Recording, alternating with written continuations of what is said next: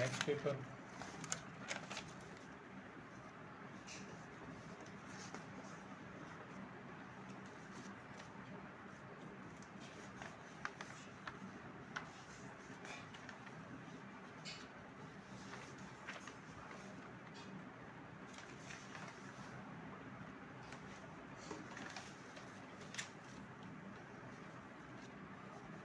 Urdu normal طریقہ کار وہی ہے 20%، 40%.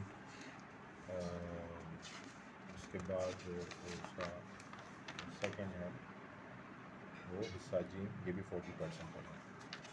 اردو کے لیے جو ہے وہ یاد رکھیں، جو پچھلے پیپر لاسٹ پیپر میں انہوں نے جو اتنے سارے فل ان دا بلینکس دیے تھے وہ پہلے کریں. پچھلے سال کے امپورٹنٹ ہوتے ہیں ہمیشہ، اور پچھلے سال کے فل ان دا بلینکس کرنے کے بعد پھر آگے اور دوسرے کیجیے گا.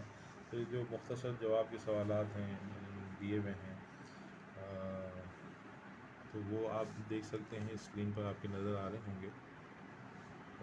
غالب کے حوالے سے نظریہ پاکستان، جاوید شہید کا تعلق، ڈاکٹر صاحب اس حلیے میں مریضوں کا معائنہ کر رہے تھے. بڑا مشہور، یہ لازمی یہ آئے گا کیونکہ یہ نیا چیپٹر شامل کیا انہوں نے.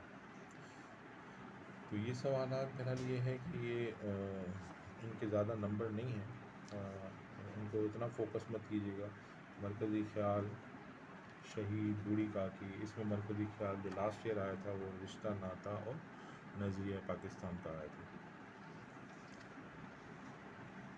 اور اس کے بعد ہے 2 اصناف ادب، 2 شعری اصطلاحات کی تعریف، مثالوں کے کیجیے. مجاز مرسل یہ لکھا ہوا ہے. مجاز مرسل کیا ہوتا ہے کہ جیسے شعر میں کسی کو کسی کی طرف بات کی گئی ہو لیکن وہ شخصیت موجود نہ ہو تو وہ مجاز مرسل کہلاتا ہے. تخلص کیا ہوتا ہے کہ ہر شاعر اپنے شعر میں، اپنی غزل میں آخری جو جسے مقطع کہتے ہیں اس میں وہ اپنا تخلص استعمال کرتا ہے. یہ شعری نام ہوتا ہے، ضروری نہیں ہے. بہت سارے لوگ وہی نام استعمال کرتے تھے، جیسے میر، تقی میر، فیض، احمد فیض. تو یہ جو تخلص ان کے فیض ہی تھے، یعنی نام کو ہی تخلص رکھا ہوا تھا. بعض لوگوں کے جو نام ہوتے ہیں وہ الگ ہوتے ہیں اور ان کا تخلص الگ ہوتا ہے، جیسے مرزا اسد اللہ ان کا نام ہے اور غالب تخلص ہے. اسی طرح ردیف قافیے سے پہلے آتی ہے. قافیہ جو شعر کا آخری لفظ ہوتا ہے اس سے پہلے جو لفظ ہوتا ہے اسے ردیف کہتے ہیں. اور شعر جو ہے وہ 2 کا بھی ہوتا ہے، 3 کا بھی ہوتا ہے، 4 کا بھی ہوتا ہے، 5 کا بھی ہوتا ہے اور 6 کا بھی ہوتا ہے. یہ بند ہوتے ہیں ہر ایک کے، اور عموماً جو ہے ہم 2 سطری جو ہوتا ہے اسے شعر کہتے ہیں. یہ اصناف ادب کیا ہے، سفر نامہ کیا ہے، قومی شاعری کیا ہوتی ہے، مرثیہ کیا ہے. مرثیہ کسی کی وفات پہ لکھا جاتا ہے. سفر نامہ عموماً اس پہ زبان جو ہے مزاحیہ استعمال، مزاح والی استعمال کی جاتی ہے تاکہ لوگ پڑھ سکیں اسے، مزے سے پڑھیں اس کو. قومی شاعری یہ نظمیہ شاعری ہوتی ہے. لوک کہانی کسی خاص علاقے کی کوئی کہانی جو اس علاقے سے تعلق رکھتی ہے. پھر اس کے بعد یہ مندرجہ ذیل میں سے کسی 2 کی تعریف مثالوں کے ساتھ. جملہ فعلیہ جس میں فعل استعمال کیا جائے. اس میں مکبر کیا ہے، مرکب نام، مرکب تام، مبتدا اور خبر. یہ سارے آپ نے یقیناً کیے ہوئے ہوں گے. مندرجہ ذیل سابقوں اور لاحقوں کی مدد سے ایک لفظ بنائیے. جو شروع میں لگتا ہے وہ سابقہ ہوتا ہے، جو بعد میں لگتا ہے وہ لاحقہ ہوتا ہے. اس طرح درجن 4 الفاظ و محاورات اپنے جملوں میں استعمال کیجیے. یہ بھی ایک سوال ہے اور ان کے مطلب آپ کو آنے چاہیے تو آپ اس کو ایزیلی کر سکتے ہیں. اتنا مشکل نہیں ہوگا انشاءاللہ یہ آپ کے لیے. پھر حصہ ب ہے، عبارت کی تشریح ہے.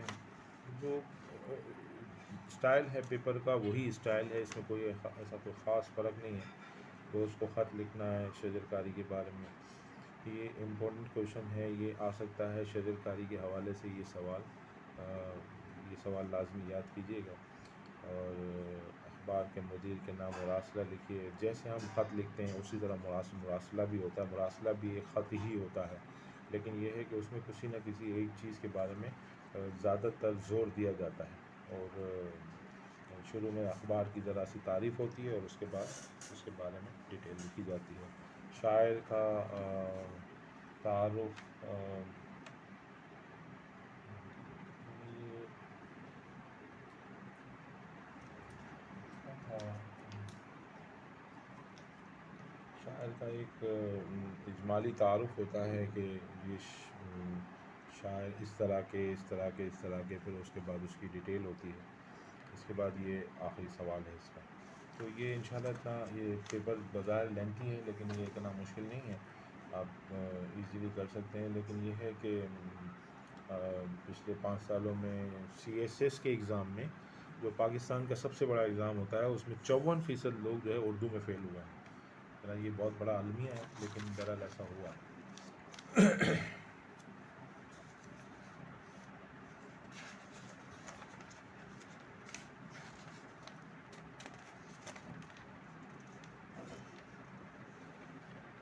اس کے بعد ایک اور ہے، اس میں کسی پر کم از کم 2 صفحات پر مشتمل مضمون لکھیے، کم از کم 100 الفاظ پر مضمون ہوتا ہے، یاد رکھیے گا۔